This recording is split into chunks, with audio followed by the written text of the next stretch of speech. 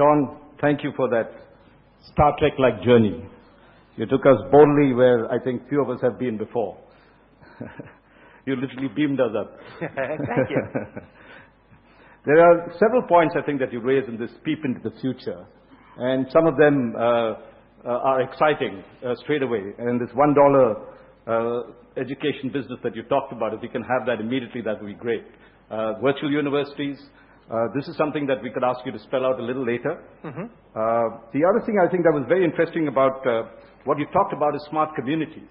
And this is something that India could easily, because we've leapfrogged from plain old telephony to mobile technology so quickly, we are highly adaptive to new technology and we'd be very receptive on that. You also talked of management, which I thought was very interesting, where you moved away from the command and control model and talked of a collaborative approach. And I think this is something that we all have to learn from. And lastly, I think you mentioned routers, and that you could now have 1 billion routers do work quickly. I think we need it in India. You know, all our cell phones get jammed so quickly. I don't know if these routers would help, but maybe the plumbing would be better. But I now open this session open for question and answers. John, you want to say it, or you'd like to? Such an energetic presentation I've never seen before, which is very good. So if I can get a microphone from somebody, I'll walk to you for the questions. Who would like to ask the first question? And if it's all right, because I know we're tight on time, we'll do it like a lightning round. Your question will be quick. My answer will be quick. Okay, who would like to begin? Please. Okay, John, you're taking over. Thank you. Can you say something more about this virtual universities, $1 per student, and Sure. how to go about it? So, starting with the virtual university, 2 years ago, we went to Duke University and we showed them what telepresence could do, and it was a healthy give and take, and they were kind of interested. They started to take up on it. A year later, they came back and said, we're going to do a virtual university. We're going to take our professors in India, our professors in the U.S., our professors in UK. We're going to enable all of our students with this technology. We're going to completely change the way that we interface. We basically, as a professional lecturers, the floor matting follows the camera around. You could have 2 locations, or you could have 300 locations. And they're going to put their imprint on a global basis, and one of the locations is here in India. And so we know that it will work at the university level. In India, I would challenge the group. Why shouldn't we do that for all of our children here? For anybody who is qualified, get them into a virtual university and set that as a longer goal.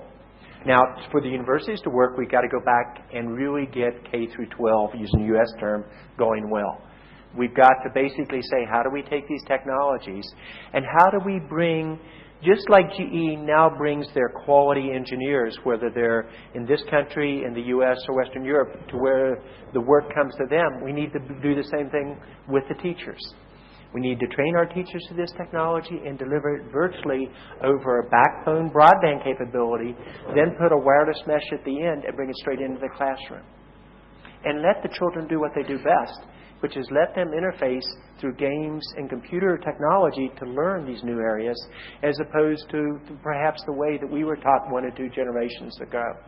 This isn't theory that we're talking about. We've already done this, and if you want to see it, come to Bangalore. Watch what we're doing. Go to Melbourne and look what's happening in one of the poorest sections there. They got a problem. This is working so well that students are ahead of those in other areas, and creates a problems in terms of social promotion on it. Or go to New York City, where one of the key pilots are in one of the most challenging education groups. But it's how do we get together, and I want to compliment your Ministry of Information and Technology, also your Ministry of Education. We're working with those groups together. But I think we're talking about taking small steps.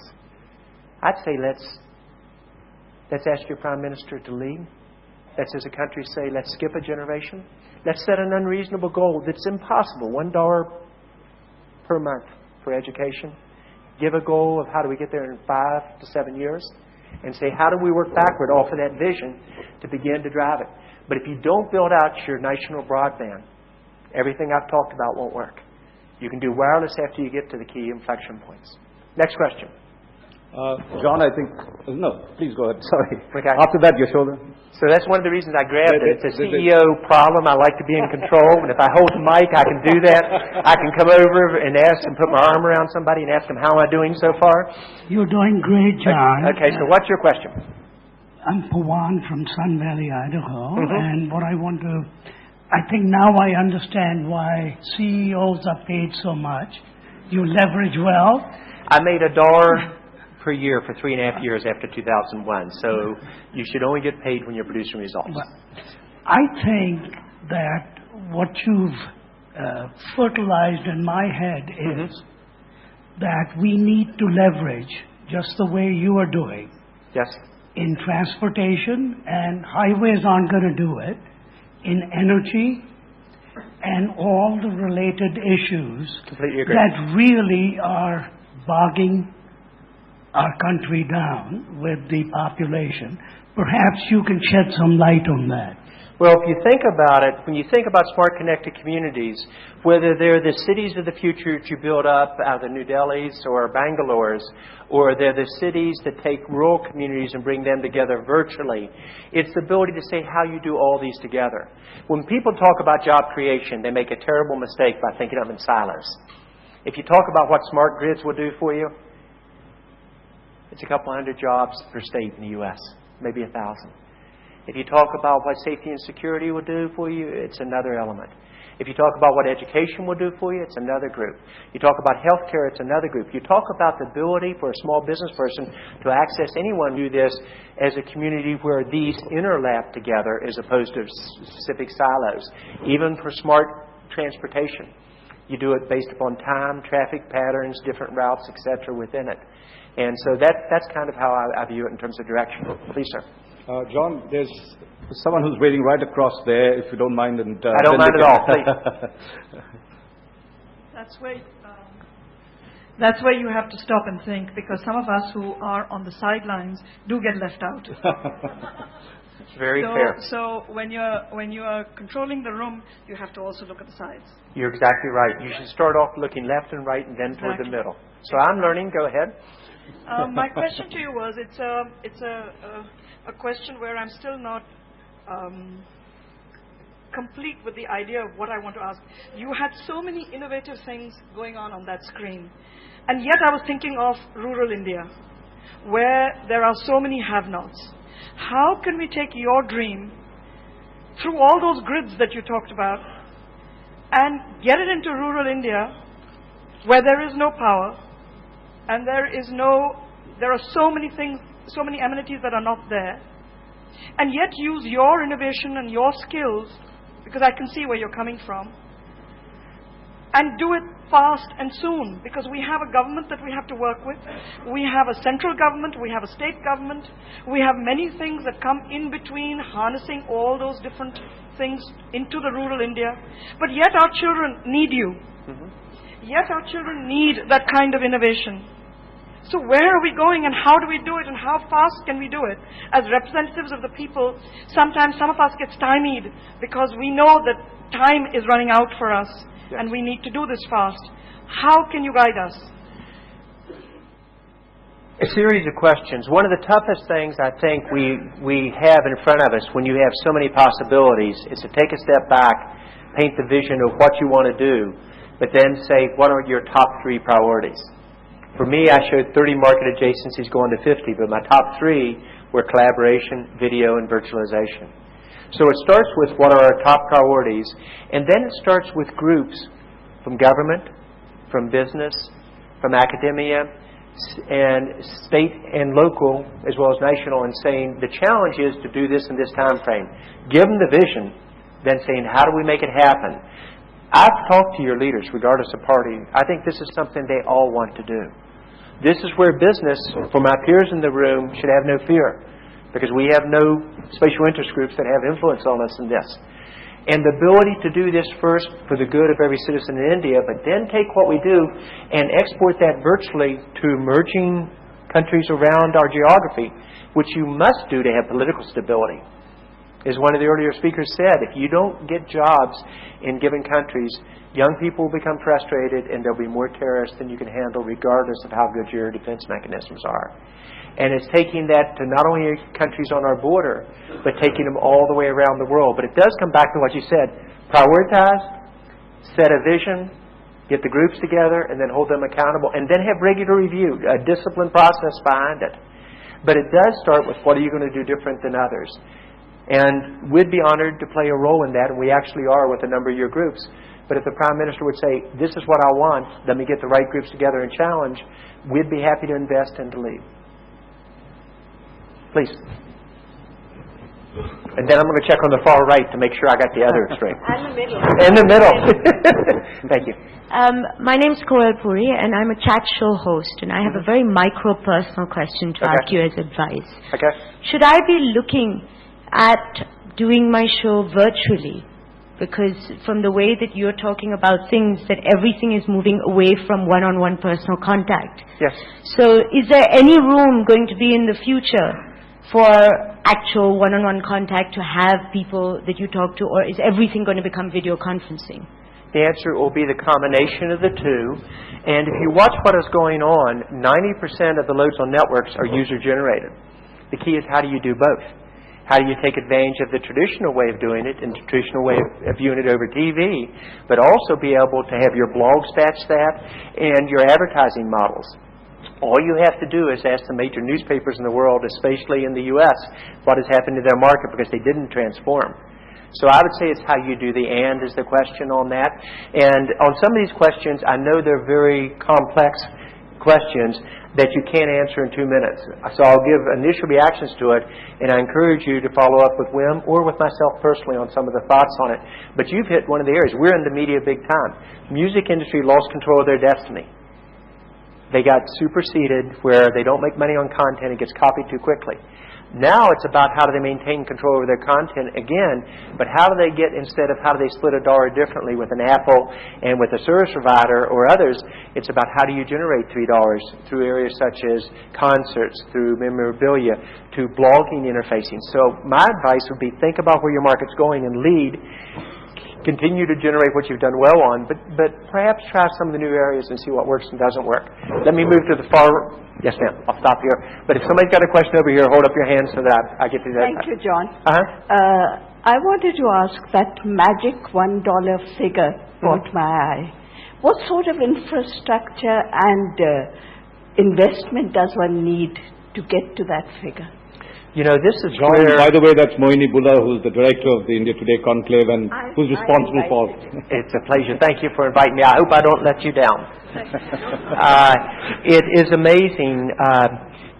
This is where Dr. Kalam got us thinking differently, and then Sunil challenged me in the service provider market. You need to think about not capital cost in the way we've traditionally done, but how do you do this on a charge where you carry the total structure, and perhaps with your service provider partners or government partners, and you pay for it by the drink, but the revenue ends up being the same in total. And this is where I think you start with the dream, then you put the challenges, because if you do this the way we've done it before, you're going to say, John, that's impossible. And my answer is, exactly. But you think about how you do it each step of the way. What we've done, and what you see in Bangalore as an example, is the ability to think out of box on this. And whether it's $2 or 50 cents, I'm not sure, but it is the ability to do this, and we think you can do it through technology. Government has to build a superhighway, however. I'm not talking about a 2-lane highway. I'm talking about a huge highway that connects the key posts around the country. Then you can go wireless off of that, allow each service provider to differentiate themselves on it, and the ability to bring that into every classroom, every citizen in the country, I think, is within our reach to do that. So this is where government has to kickstart us. Then we've got to get, you have unbelievably talented people here. Challenge them on how do you do that together. Determine which businesses you want to be a partner or not. We'd be honored for it. And I think it's within reach. In talking to Apollo, they think they can do the $1 per visit. And I watched them do it virtually on very tough scenarios. So I think we can do this, but I want to set what I do at CISCO. I set an unreasonable target. Wim looks me in the eye and goes, oh my gosh. And then he figures out how to do it. But if you do it the way you've done it in the past, it just doesn't work. And you've got to catch market transitions, which is video. And that's why I keep going back, whether it's healthcare by video or teaching by video. Perhaps, is there a question? We'll just have a couple, and then we've got to wind up. I think everyone's waiting for lunch as well. I'm going to give you the last question if it's all right. Not to put any pressure on you. But okay, thank you. John, I start with 2 words you said in your presentation. One being transforming a country, and second, not to agree with everything you say. Okay. If you did, I haven't challenged you. Yes. number of cities, second-tier cities in India and the third-tier cities, cannot afford a CRS-3 at $90,000 or $100,000. Yes. If you truly mean what you say, that you want to transform a country, why don't you pick 20 cities in India, partner with the telcos, like Google did in the Valley, gave free Wi-Fi to everyone who wanted to log in, and get paid back on a per-service basis. Today, Narayana Hridayalaya in Bangalore and Aravind Eye Hospital afford doctor visits at 50 cents per visit. They are doing it, but they're doing it on a very small scale because they don't have your muscle. Why don't you instead of expecting cities to buy CRS-3 at the price they are at, which they never can, they simply don't have the revenues to do it. Create the highway with the government and recoup it back via service fees. Are you with Sunil's? No, I'm an the answer is that's what he taught me originally, and you have to design from the beginning to do it, and the answer is yes. Will we do it like Google? No, because you'll find most service providers don't view the Google partners with them. That doesn't mean I agree or disagree with their strategy. They're a wonderful company. But I do agree it takes government doing certain things, business doing others, service providers doing others, but it does take a different financial model that you've got to say, does your superhighway need some big engines in it? Of course. But that's the exception. At the remote areas, you've got to think about price points and buy the drink type of approach, and you've got to take some business risk. Would we be willing to do part of this as corporate social responsibility? Oh, yeah. But, by the way, once it works, it then scales here, and it scales around the world. So it's like most good things in life. If you truly give back, you often get rewarded for it. And that perhaps is the best note to end on. Not only am I a believer in your country and your future, if you will have us, I'd be honored to be your partner in many aspects. But it only works like a democracy. You go back and forth with good ideas. Hopefully, if you've taken one thing away from today's meeting, I'm pleased I've done my job. And at the same time, I've learned an awful lot. Thank you very much. Thank you.